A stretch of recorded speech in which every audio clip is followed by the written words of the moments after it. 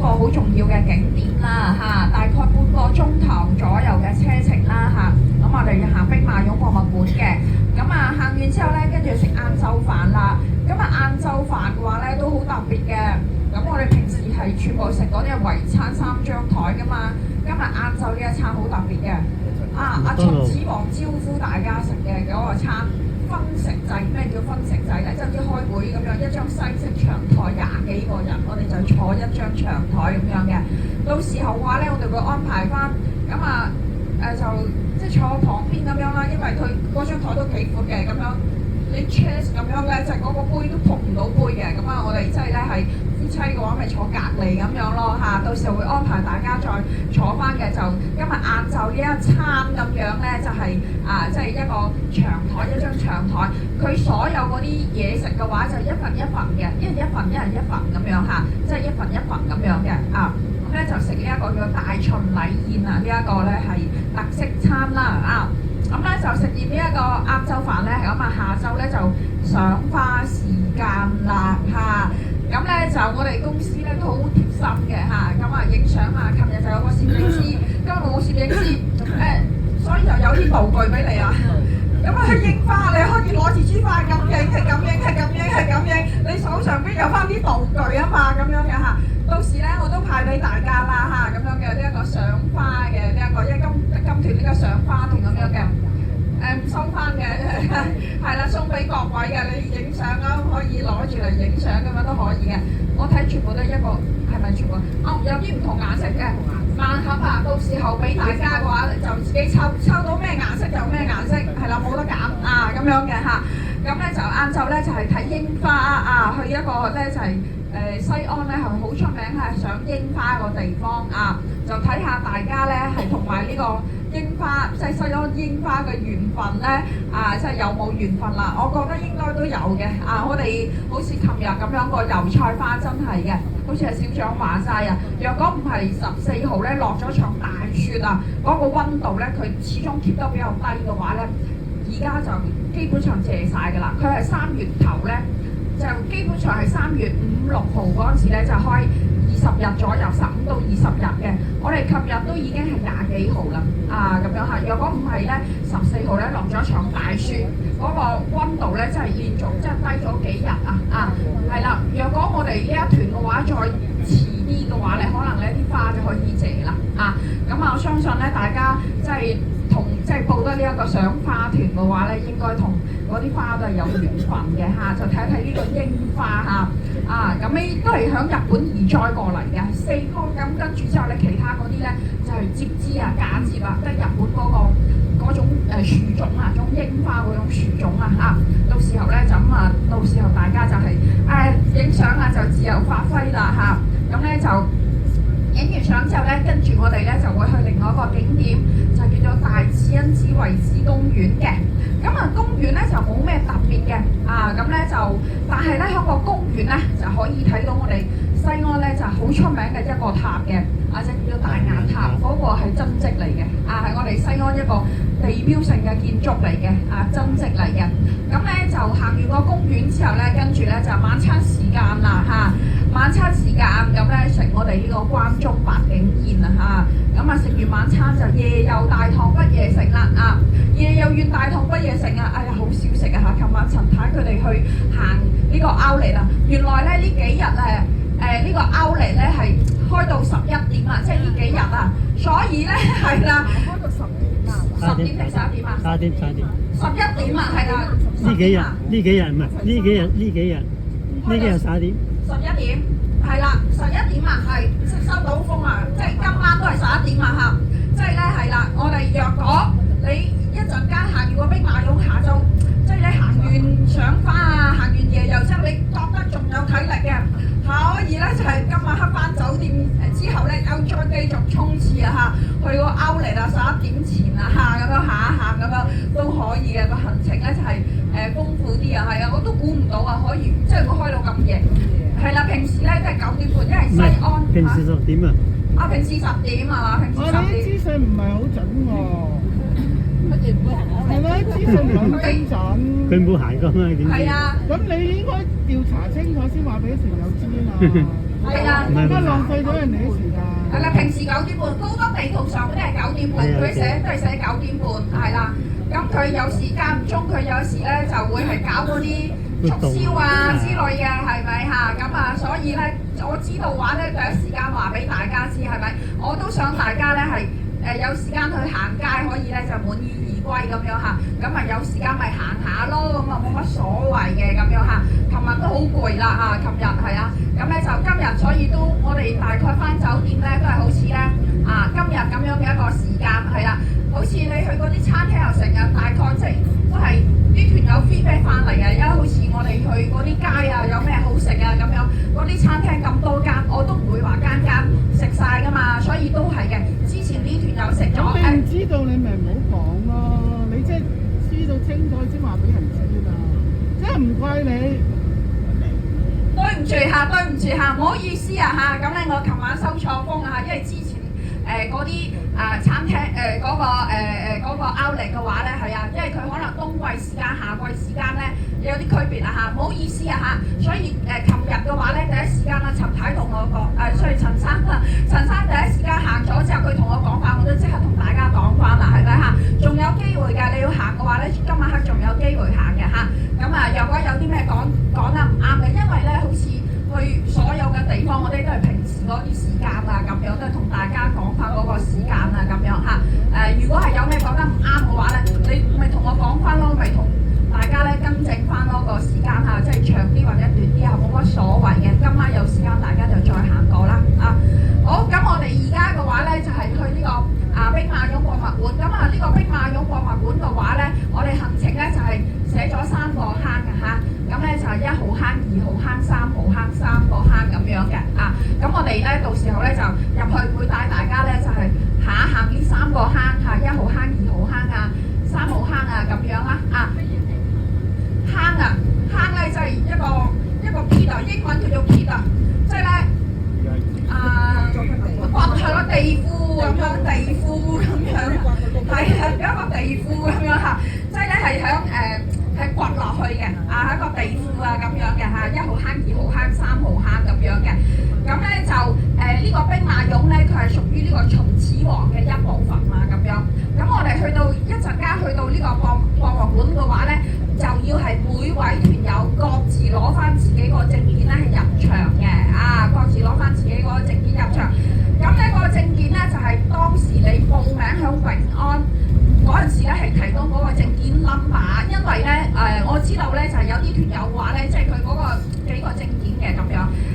我上次有一團又係佢有一個馬來西亞嘅 passport， 又有一個嗰個居留證啊，即係香港嗰個居留證啊咁樣嘅嚇。咁所以咧就佢當時提供咧係佢嗰個 passport 嗰個 number， 但係佢入嚟嗰陣時咧就用嗰個居留證，因為我哋唔知你有幾多個證件嘅。總之咧，你當時報名係提供咩證件嘅話咧，咁你咧就係用翻咩證件咧就入場係實名制嘅。咁呢個博物館嘅話咧，佢就會係睇2次證件2次證件咁咧就第一次睇完個證件之後咧，我哋啲袋咧就要過 X 光機過 X 光機嚇。火機火柴咧就唔俾帶入去嘅。咁之後嘅話咧，我哋咧就會係安排一個電瓶車就入場嘅。咁呢個電瓶車搭幾耐咧？就搭1分鐘1分鐘，好長好短時間嘅啫。呢個1分鐘，佢嗰個電瓶車咧，佢唔係包車嚟嘅，你有位就坐噶啦。咁總之你有位就坐啦。落車之後響總站1個站嘅啫。咁我哋會係等齊人啦，跟住嘅話咧就係再入場嘅。第2次睇證件啦。total 咧就睇2次證件嘅。咁咧就出嚟嘅話咧就要係行路嘅。咁要行一條咧就係好長嘅商業街。有幾長咧？咁咧就好似我哋平時行嘅話咧，咁大概係4到5個字啦，差唔多半個鐘嘅，好長嗰個商業街嘅嚇。點解要整一條咁長嘅商業街啊？揾錢。揾錢係啦，冇錯啦，大家都好有商業頭腦嘅。因為咧唔係話永安話你咁縮骨入去有電瓶車坐出嚟要行路，因為佢景區設計就係咁樣嘅。佢咧就搞條咁長嘅商業街咁樣嘅話咧，你又個遊客出嚟行去停車場咧都要行嗰個商業街。咁咁所以嘅話咧，佢就製造嗰啲人流量製造啲人流量。總之咧，你做唔做到生意啊，睇你自己嗰個手法啦。但係咧，佢就叫你每間鋪頭都經過咁樣嘅嚇，所以就行出嚟咧就比較辛苦少少嘅，有一條好長嘅商業街啦嚇。咁咧就跟住就結束我哋呢一個旅程啦。咁呢個兵馬俑咧，相對嚟講就都比較辛苦嘅。落車再上返車，我諗可能要成2個幾鐘啊！我哋去到兵馬俑大概係差唔多9點，我諗9點8、9點9左右啦。再上返旅遊巴10點9、11點9，可能都成12點㗎啦，成12點咁樣㗎啦，12點幾咁樣㗎啦嚇。咁呢個博物館嘅話咧，展館咧係有瓦遮頭嘅，1號坑、2號坑、3號坑。展館咧就係有瓦遮頭嘅，但係你展館之間嘅話咧，咁咧就係要露天嘅出嚟行嗰個商業街咧都係露天嘅咁樣嚇。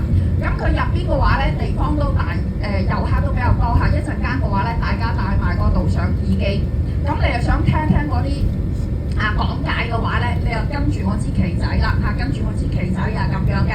咁因為咧就每個遊客佢參觀，即係佢兵馬俑睇兵馬俑佢嗰個目的即係各不相同啦。若果你想了解下呢個兵馬俑睇下嗰啲即係嗰啲公仔你如果跟住我嘅話咧，我就帶你去睇一個咧同林峰都有幾分相似嘅兵馬俑公仔。因為咁多兵馬俑公仔，若果你自己睇嘅話咧，你唔知邊個似林峰啊嘛，個個都話都有啲似嘅，同林峰有啲相似嘅一個兵馬俑公仔咁樣嘅。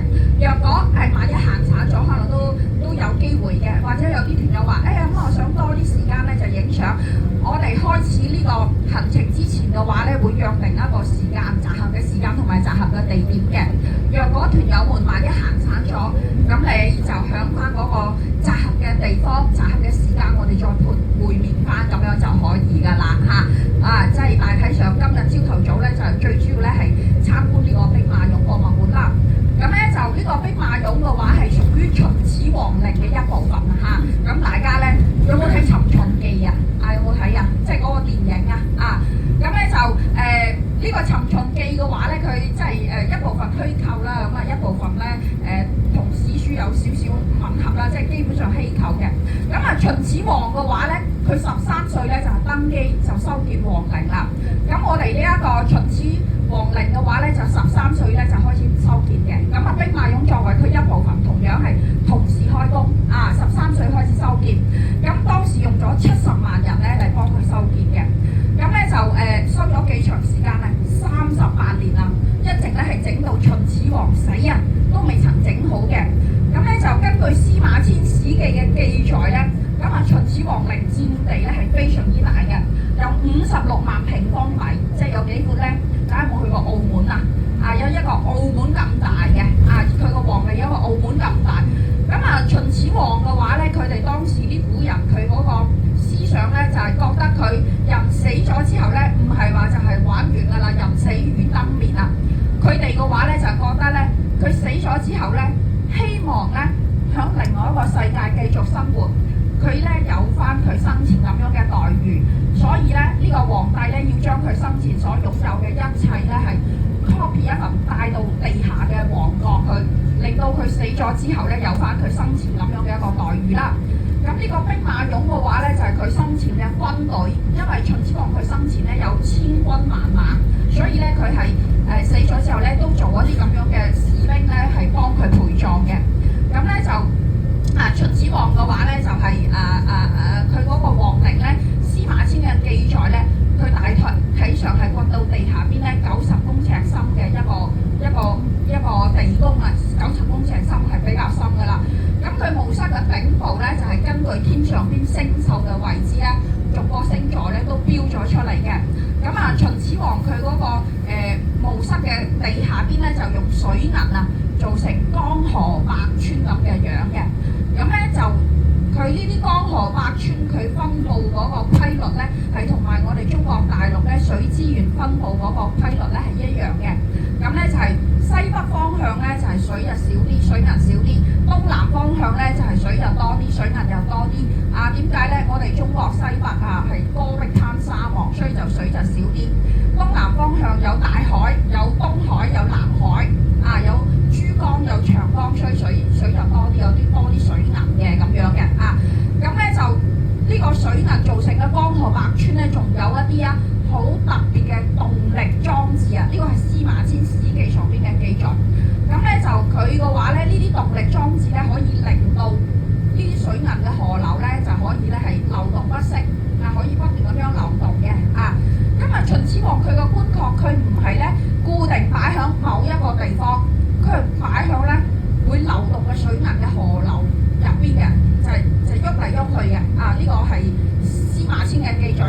婆佢都想佢死咗就走嚟走去喺嗰個墓裏邊啦啊！咁咧就司馬遷咧就對於呢個秦始皇陵咧記載好長就咁，但係兵馬俑嘅記載咧就好少嘅。咁我哋而家去參觀嘅兵馬俑咧係一次非常之偶然嘅機會咧係發現嘅，佢係1974年啊，咁咧係一個農民咧打井嗰陣時咧係無意中發現嘅。咁呢個農民咧佢喺農曆新年之前咧就打井啊，咁啱咧就掘出咗一個兵馬俑公仔，就將呢個兵馬俑公仔咧就上交俾政府啦啊！我哋稍後咧向1號坑仲可以睇到呢個農民佢打井嗰個位置，啱啱好咧就喺呢個1號坑嘅邊緣啦。若果咧佢打井個位置咧再出翻少少嘅話咧，可能兵馬俑而家都未曾發現嘅。咁我哋而家去睇嘅博物館咧係1979年嘅10月1號咧係正式對公眾開放嘅啊！咁咧就79年到而家嘅話咧都40幾年嘅時間啦喎啊！咁咧就呢個博物館啊開咗之後嘅話咧，遊客嘅數量咧係非常之多啊！咁個個都知道呢個兵馬俑㗎啦啊！咁咧就大家知道咧79年同埋74年短幾年嘅時間，中國大陸變化非常之大係咪啊？79年咧其實78年開始就已經開始咧就經濟建設鄧小平即係咧係主持日常工作就俾你啲人做生意啦，唔係話文革咁樣即係批鬥嚟批鬥去嘅。所以咧佢呢個博物館開咗之後咧，就好多遊客過嚟，好多遊客過嚟之後咧，咁帶嚟咗一啲商機嘅喎嚇。咁呢啲係咩商機咧？就係我哋好似頭先嗰個商業街，我哋行完嗰個兵馬俑嗰個商業街最初個雛形啦。咁你去到個博物館裏邊嘅話咧，你可能睇緊嗰個兵馬俑嗰陣時咧，就有一啲好行蹤咧係好神秘嘅一啲即係嗰啲商販啊，佢喺個背囊攞住一盒公仔咁樣，即係向你兜售嘅嚇，30蚊20蚊30蚊啊，定係幾多錢啊咁樣嘅嚇，咁咧就係向大家兜售啊咁樣嘅啊，所以嘅話咧，佢哋發現即係附近嘅，其實呢個博物館未曾打井之前嘅話咧，兵馬俑博物館所在嗰一笪地咧係一笪麥地，即係種小麥嘅麥地嚟嘅。咁係因為個農民喺嗰度打井，就發現咗呢個兵馬俑。咁我哋政府就將呢一笪地咧就收翻啦嚇，收翻咧係作為呢個起博物館嘅一個用地啦。咁附近嘅村民咧就得到咗賠償啦。附近嗰條村咧就叫做西洋村啦嚇。咁因為啲地咧就俾政府徵咗，所以咧佢哋轉行咧就做向啲遊客咧係兜售嗰啲兵馬俑公仔同埋紀念品嘅一啲生意嘅咁樣嘅啊。咁咧就佢哋發現做呢啲小生意咧，佢收入咧係要比即係種嗰啲小麥咧係要收入咧係好多嘅。所以喺兵馬俑博